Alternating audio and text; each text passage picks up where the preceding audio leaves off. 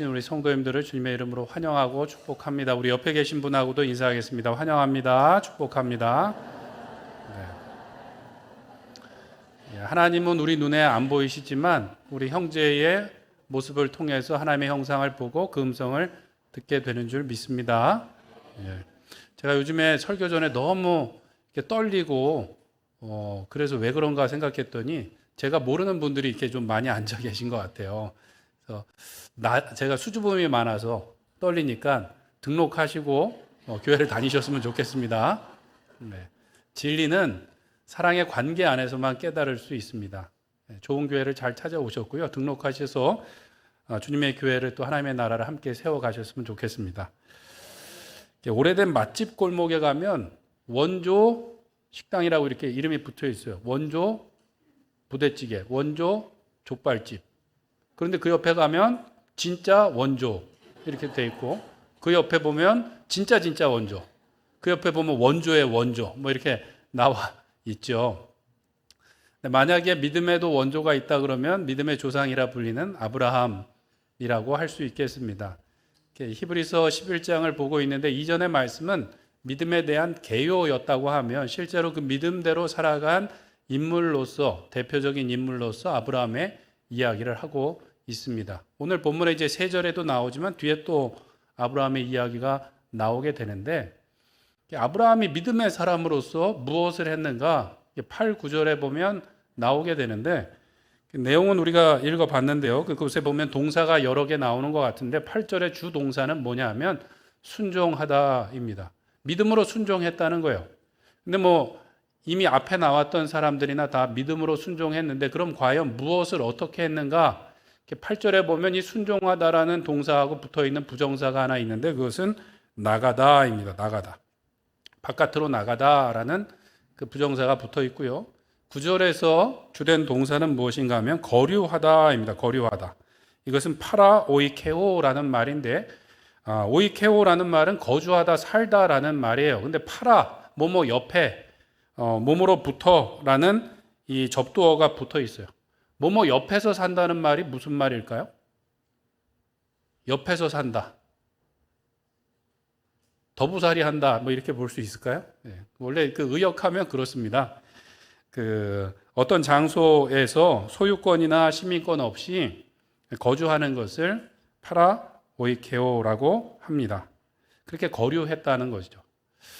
이상한 것은 약속의 땅에 들어갔지만 어떻게 해요?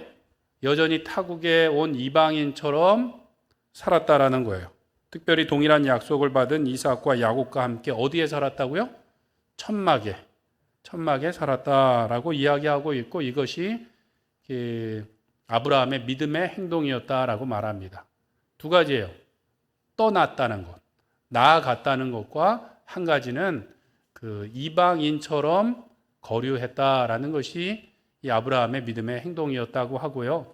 그렇게 믿음으로 행동할 수 있었던 이유가 무엇인가? 10절에 보면 그가 무엇을 바라봤는가? 하나님이 계획하시고 지으실 터가 있는 성을 바라보았다라고 말씀하고 있는 것이죠.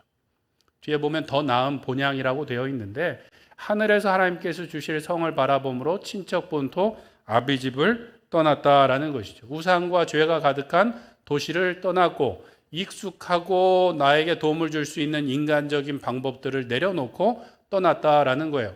갈 바를 알지 못하는 상황에서 떠났다는 것 자체가 그의 믿음의 시작이었다라는 것이죠. 그럼 믿음으로 떠나온 아브라함의 삶은 평탄하고 모든 것이 다 순탄했을까요?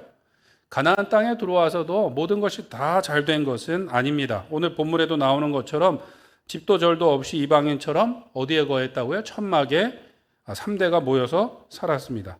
땅을 주신다고 했지만 아브라함 명의로 된 땅은 아직 없었어요. 그의 노년에 죽은 아내 사라를 위하여 돈 주고 산 막벨라 굴 무덤 하나만 아브라함 앞으로 등기부등본이 돼 있는 땅이었습니다.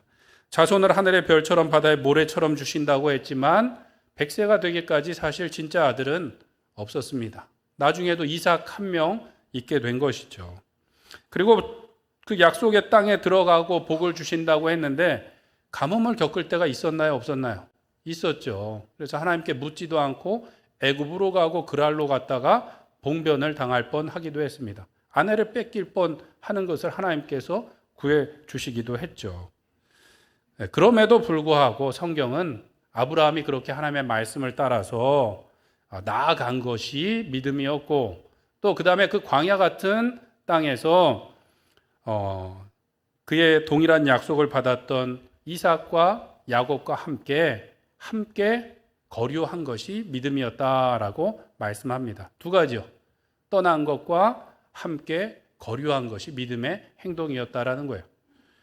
복음을 듣고 구원을 받은 우리도 마찬가지입니다. 날마다 믿음으로 주님께로 나아가는 믿음의 여정 가운데 있고요. 우리는 홀로 지음받은 것이 아니라 공동체이신 삼위일체이신 하나님께서 우리를 무엇으로 지으셨습니까? 공동체로 지으셨어요. 남자와 여자로 지으셔서 한 몸이 되게 하셨고, 또 교회, 예수님의 몸으로 우리를 하나로 불러 모아주셨기에 함께 이 땅에서 거류하는 것이 우리 믿음의 숙제라는 것이죠. 이것이 쉬울까요? 어려울까요?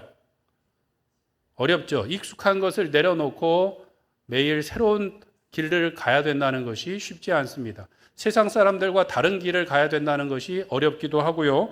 또한 누군가와 함께 한다는 것, 특별히 교회에 보면 다 거룩한 성도님이 모였다고 하는데 같이 있다 보면 좋은 일도 있지만 어려운 일도 있나요, 없나요?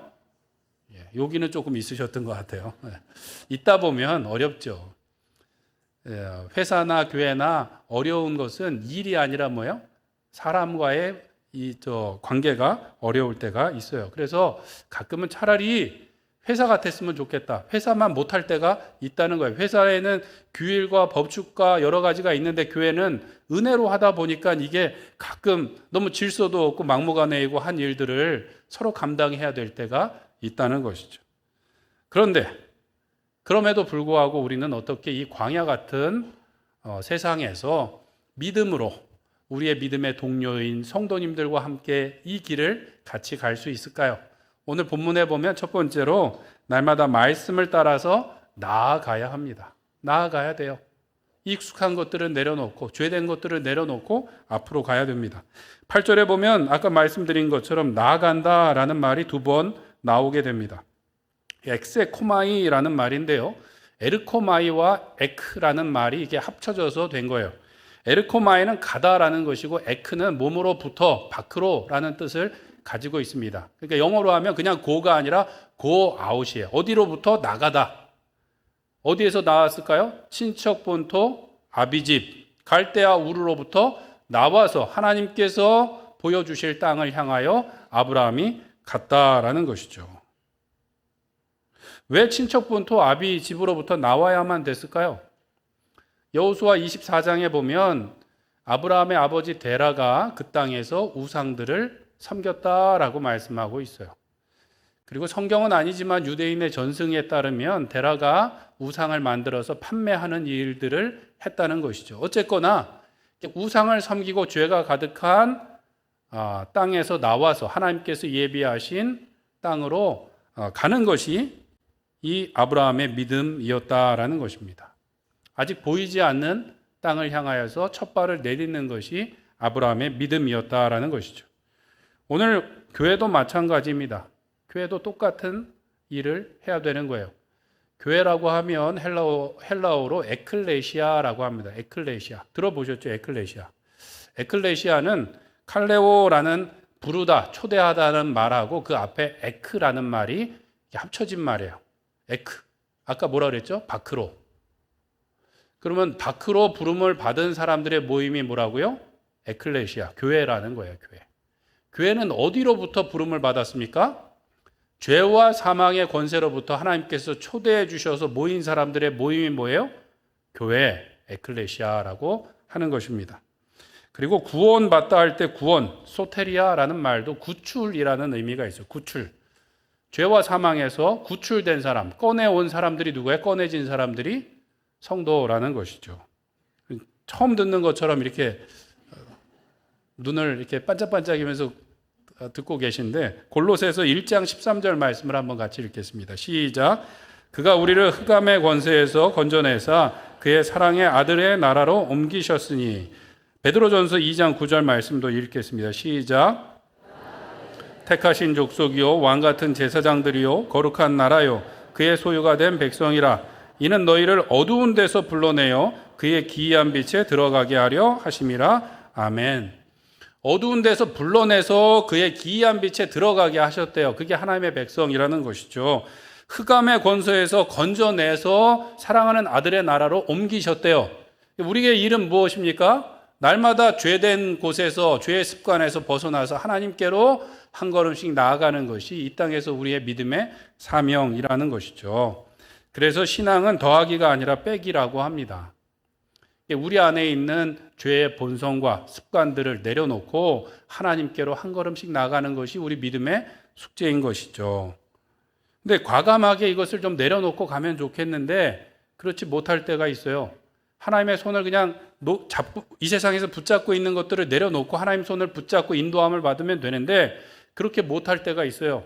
왜요? 너무 불안하고 두려워서 이 손을 놓지 못하고 하나님의 손을 붙잡고 그러다 보니까 어떻게 해요? 오도 가도 못하고 그냥 엉거주춤하게 있으려고 할 때가 있다는 것이죠. 왜 그럴까요? 두려움 때문에 그렇습니다. 오늘 아브라함이 갈 바를 알지 못하고 떠났는데 우리는 갈 바를 알지 못하니까 못 가겠습니다 라고 말할 때가 있어요. 하나님께서 어떻게 하실지 모르니까 두려워서 아직은 안 되겠어요. 하나님 확실한 표징을 보여주세요. 확실한 응답을 보여주세요. 그러면 제가 순종하겠습니다 라고 말할 때가 있다는 것이죠. 그러나 순종할 때 우리는 믿을 수 있고 순종할 때 하나님을 보게 될 것입니다. 인간의 행동의 원인은 크게 두 가지라고 합니다. 심리학자들 얘기예요. 이익과 두려움이래요. 이익이 있을 때 움직이고 두려움이 있을 때 움직인다는 거예요. 사람들은 대부분 무엇에 더 많이 움직일까요? 이익이 있을 때 움직이는데 보통 우리는 우리 육신의 욕망과 욕심을 따라서 행동합니다. 그럴 때는 앞에 뭐가 이렇게 막 보장돼 있고 잘 뭔가 설명돼 있어서 움직이나요? 그렇지 않고 본능대로 움직일 때가 있어요. 저만 그런 건 아니죠. 우리의 몸이 원할 때 우리의 계획을 세우고 움직이는 것이 아니라 먼저 움직일 때가 있고 때로는 잘못된 방법을 써서 하면 금방 그것이 탄로가 나고 잘못될 것을 알면서도 죄의 달콤함에 빠져서 스스로를 속이기도 하고 망각하면서 행동할 때가 있어요. 근데 반대로 하나님의 약속의 말씀을 믿고 움직일 때는 그렇게 쉽게 안 움직인다는 거죠. 하나님 어디로 갈지 어떻게 하실 것인지 이것이 효과가 있는 것인지 이것이 가장 좋은 길인지 저에게 확신을 주시면 그때 움직이겠다고 이야기할 때가 있습니다. 근데 뭐든지 시작이 반이라고 우리가 시작해야 하나님께서 어떻게 하실지 우리가 확실히 보게 되고 믿게 된다는 것이죠. 지금까지 살아오면서 하나님께서 우리에게 다 설명해 주시지 않았고 우리가 다 이해하지 않은 것인데 그래도 은혜로 여기까지 왔습니다. 아멘이신가요? 예. 제가 어릴 때 이가 흔들려서 이제 이를 갈게 되지 않습니까? 그럼 이제 흔들리다가 이가 흔들립니다. 부모님께 이야기하면 아버지가 어디 한번 보자고 그러고선 아직 안 됐는데 그냥 실만 묶어 놓자고 얘기를 하세요. 이제 겁이 나갖고 아니 괜찮다고 하지만 아니야 그냥 실만 묶어 놓고 이따가 때가 되면 그때 뺄 거라고. 뺄 때는 분명히 하나 둘 셋 하고 뺄 건데 라고 하시면서 이걸 잡아당기지는 않으셨어요. 대신 저의 이마를 살짝 미셨죠. 이빨이 뚝 빠졌는데 뭔가 허전함과 서운함이 있었지만 그렇다고 그것 때문에 지금까지 부모님을 미워하거나 하지는 않습니다. 그러셨죠. 오히려 그 방법을 써먹으셨을 거예요. 그렇죠. 자녀들이 이가 흔들린다 그럴 때 저도 묶어만 놓을게 하고 묶어놓고 다 설명하지는 않았지만 그렇게 해서 아이의 이를 빼줬고 저희 아이들도 섭섭해하지 않습니다. 하나님께서 우리의 삶을 인도하실 때에도 사실 다 설명하지 않으셨고 설명해도 못 알아들을 때가 있어요. 우린 다 겁쟁이들이에요. 겁쟁이들. 그래서 설명을 해주시면 사실 감당할 수가 없어요. 그래서 우리가 아는 만큼 설명해 주시고 한 걸음 오면 그 다음 길을 우리에게 보여주신다라는 것이죠. 그래서 우리가 여기까지 왔지 너무 억울하고 막 화가 나서 여기 따지러 오신 거는 아니죠. 감사해서 우리가 이 자리에 와서 하나님께 예배를 드립니다. 때문에 먼저 우리가 순종해야 합니다. 한 걸음 순종하며 나갈 때 순종하는 사람이 믿게 된다라는 것이죠. 그러면 그 믿음은 어디에서 올까요? 믿음은 들음에서 오고 들음은 하나님의 말씀에서 말미암는다고 이야기합니다. 시편 119편에 보면 말씀은 내 발의 등이요 내 길에 빛입니다 라고 말을 하고 있어요. 말씀을 따라서 우리가 한 걸음 한 걸음 길을 갈 수 있다는 거죠. 밤길을 갈 수가 있고 밤의 숲길을 갈 수가 있어요. 등불을 하나 들으면 해봐야 뭐 한 2, 3m까지 이렇게 밝힐 수 있지만 그 밝혀진 길을 한 걸음 가면 또 1m 앞이 더 보이고 해서 우리가 한 걸음씩 갈 수 있습니다. 때로 산길을 가다가 짐승 소리가 나거나 저쪽에서 막 부두둑 소리가 나면 겁이 나나요? 안 나나요? 날 때도 있죠. 그럴 때는 어떻게 해요? 빨리 가면 되죠. 뭐. 등불을 들고 빨리 갈 수가 있나요? 없나요? 있어요. 빨리 가면 또 그 앞에 2, 3m가 비추니까 갈 수가 있습니다. 더 놀라운 것은 자동차 운전을 해보신 분들은 아실 거예요. 자동차 헤드라이트가 한 40m 정도까지 이렇게 비춘다고 합니다. 충분한가요? 부족한가요? 충분하죠. 충분합니다. 그 헤드라이트를 가지고 밤길에 고속도로에서는 100km 이상씩 달리기도 하죠. 아무 이상이 없어요. 근데 운전을 처음 하게 되었을 때 제가 운전면허를 딴 지 얼마 안 됐는데 청년부 수련회를 가야 되는데 제가 봉고차를 한대 운전을 해야 되는 거예요. 마침 여름 장마가 들어서 비가 한참 오는데 밤에 출발하게 되었습니다. 처음에 밤에 비가 오니까 이 차선이고 길이고 하나도 안 보이는 거예요. 그거 경험해 보셨나요? 그런데 이제 조금씩 천천히 가곤 했었습니다. 근데 운전을 좀 많이 하다 보니까 조금 더 멀리까지 볼 수 있게 되었는데 사실은 멀리까지 보이는 것이 아니라 운전하는 요령이 생긴 것 같아요. 지금도 비가 오는 저녁에는 차선이 잘 보이지 않지만 그래도 속도를 많이 줄이지 않고 원래대로 합니다. 왜냐하면 조금 가면 길이 이쪽으로 갈 거야 라는 그 요령이 생겼기 때문인 것이죠. 우리가 하나님을 따라가는 것도 마찬가지입니다. 말씀을 따라 한 걸음 가면 그 다음 길이 보이게 되고 때로는 우리가 밤길을 가야 될 때도 있고 비바람이 치는 그 길을 가야 될 때도 있지만 우리가 순종하다 보면 하나님께서 인도하시는 것을 우리가 더 신뢰하며 기쁨으로 그 길을 갈 수 있는 줄로 믿습니다. 말씀을 따라서 날마다 우리에게 익숙한 것들과 우리의 우상들을 내려놓고 한 걸음 나아갈 때 길 되신 예수님을 우리가 선명하게 더 볼 수 있게 될 것입니다.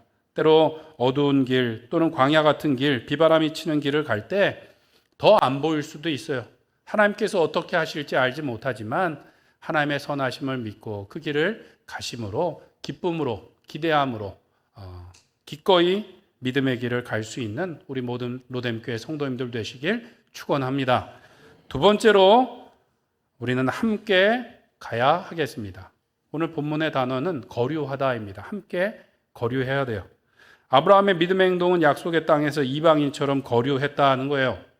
가인처럼 성을 짓지 않고 어디에서 살았어요? 천막에서 살았다는 것이죠. 중동 사람들은 다 천막에서 사는 것은 아니에요. 아담과 하와가 죄를 짓고 그 다음에 가인과 아벨이 문제가 생겼을 때 가인이 에덴의 동쪽으로 가서 처음으로 한 일이 무엇입니까? 성을 쌓고 자기의 아들의 이름인 에녹이라고 그 성의 이름을 붙인 거예요. 그러니까 인류의 시초부터 성이라는 것이 있었어요. 자기를 보호하려는 것을 쌓았는데 아브라함은 약속의 땅에 가서 성을 짓지 않고 뭘 했다고요? 장막에서 살았다라는 것이죠. 물론 오늘날에 편안한 집을 놔두고 주말이면 텐트를 짊어지고 캠핑을 가시는 분들이 있어요. 캠핑을 가면 더 편한가요? 아니면 불편한가요? 안 가보셨나요?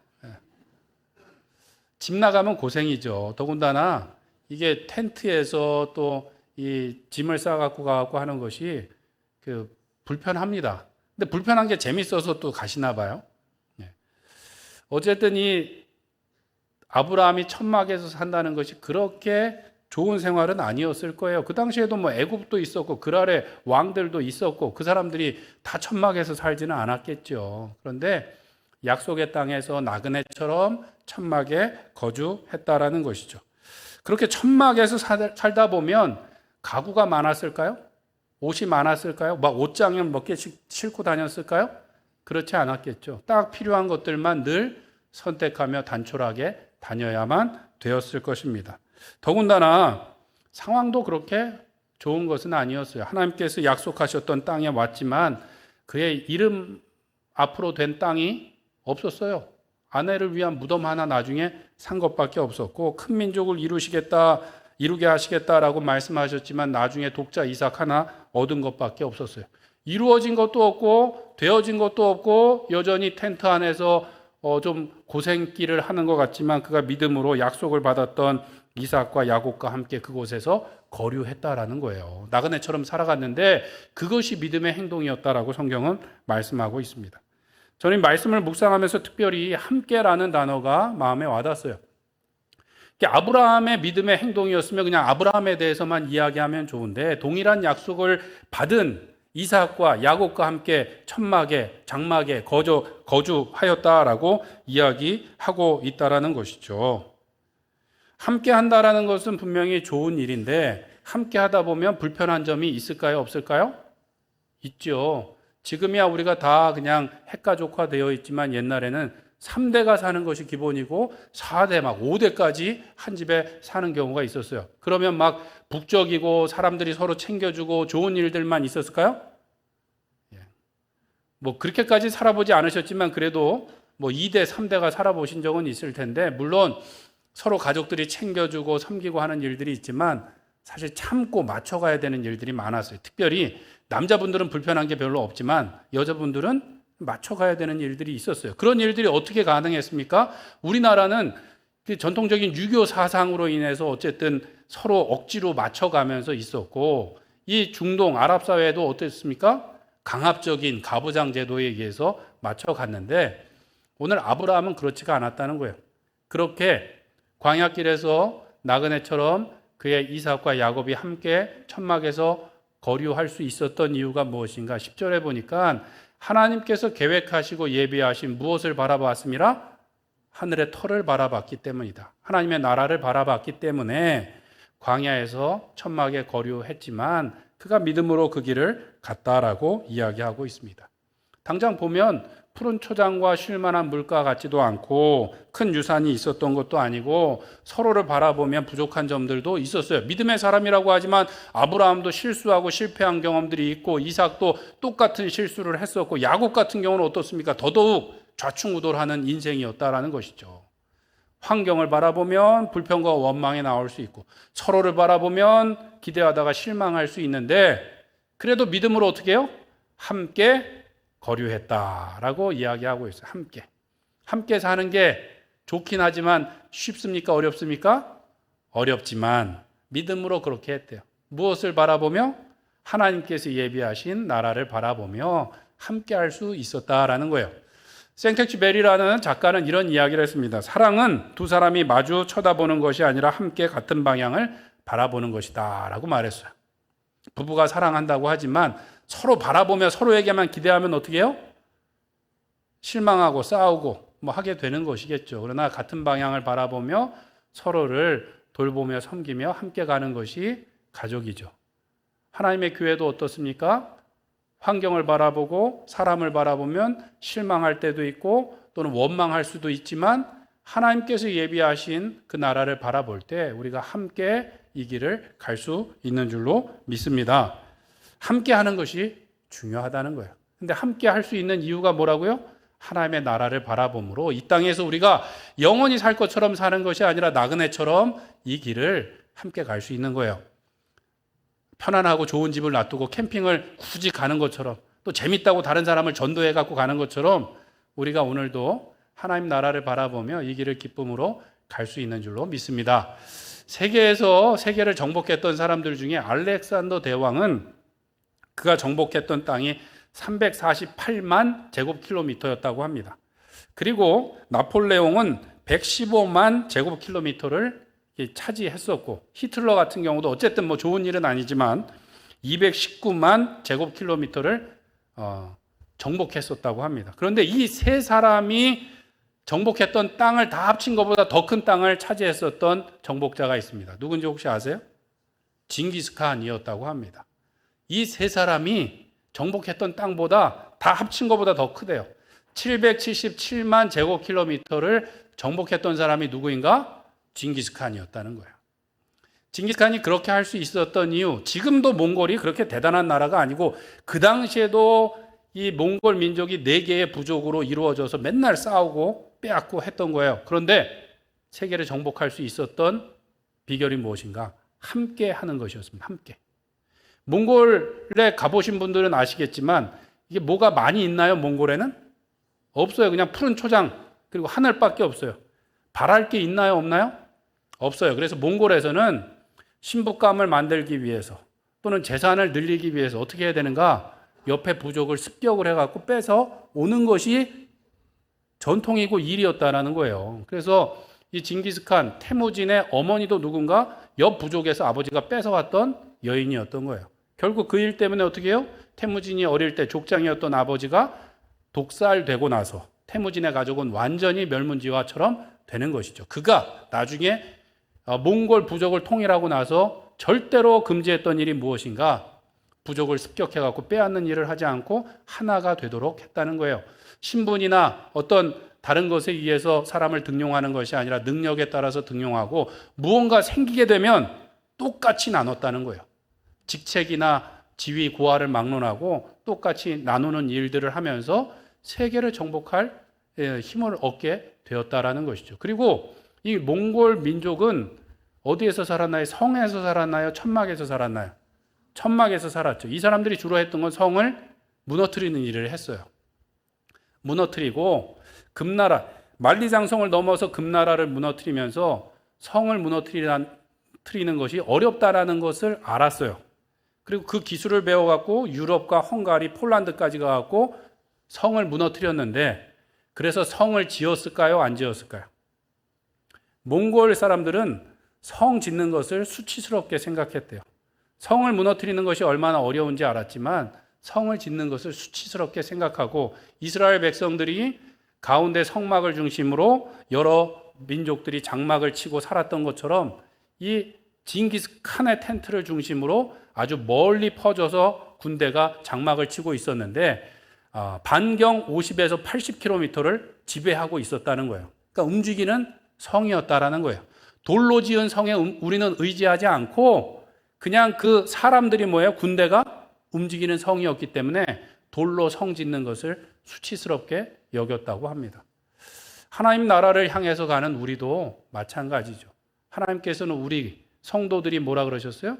거룩한 성전이라고 말씀하셨다라는 것이죠. 오늘도 우리는 어떻게 해야 됩니까? 주님의 몸된 교회를 세워나가야 되는 것이죠. 그것은 돌로 지은 성전이 아니라 하나님의 백성들이 모여서 함께 할 때 주님을 예배할 성전이 이루어지고 우리가 이 땅에서 함께 이 길을 갈 수 있게 되는 줄로 믿습니다.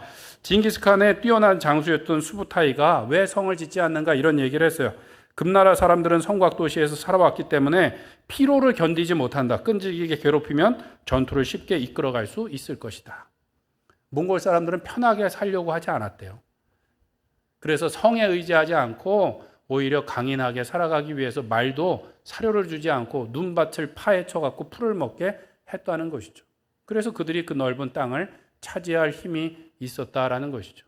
오늘 우리도 이 땅을 살아가는 가운데 넓은 집, 성처럼 아주 그냥 든든한 집을 짓고 살면 좋을 수도 있지만 우리가 그것을 의지하고 그것을 목표로 살 것이 아니라 하늘에 하나님께서 예비하신 하나님의 나라를 바라보며 우리가 함께 이 길을 갈 수 있는 우리 로뎀교회 성도님들 되시길 간절히 축원드립니다.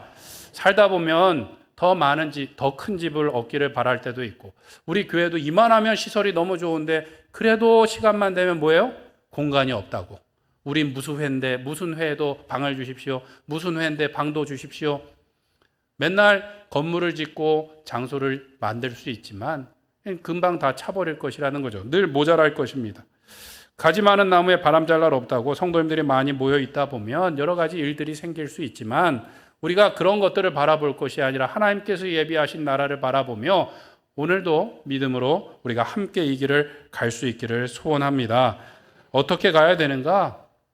예수님 안에서 우리가 하나님의 나라를 바라보아야 되겠습니다. 예수님을 믿는다라고 말할 때 헬라어로는 피스테오 에이스 예수라고 되어 있습니다. 피스테오가 믿는다라는 말이고 예수 이렇게 되어 있는데 가운데 전치사가 있어요.